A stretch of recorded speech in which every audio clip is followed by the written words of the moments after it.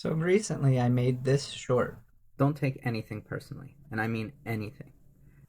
And I got a lot of really great comments and questions from people, and I really just wanted to dive a little bit deeper into this concept. So this line, don't take anything personally, comes from the book The Four Agreements by Don Miguel Ruiz, and it's a book that I would recommend to anybody. I'm tagged it in the comments here in the description, and so you can check out that book.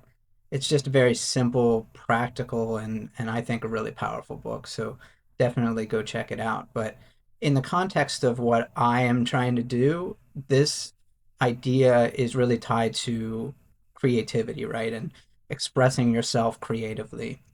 And so it's important to keep that context when we're talking about this. But really, the point of that video was if someone comes at you and kind of puts down your creative process or the things that you're putting out there and expressing yourself, even though it might be directed at you, it's not personally attacking you. And you actually don't need to respond in a reactionary way and a defensive way. And you don't have to you don't have to defend what you're doing. And because what's really happening is something inside of them that they don't feel comfortable with, and they're projecting that uncomfortable, angry emotion outward, right? To anyone that is in their way. And you simply don't have to react to it in a personal way.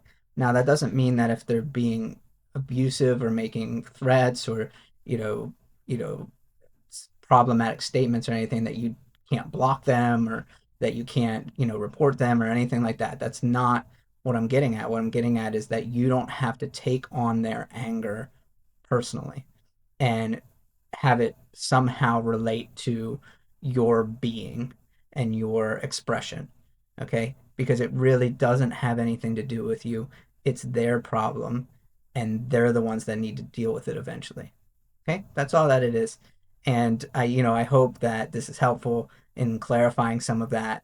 I'm excited that people were excited about talking about this because it's something that I'm really passionate about.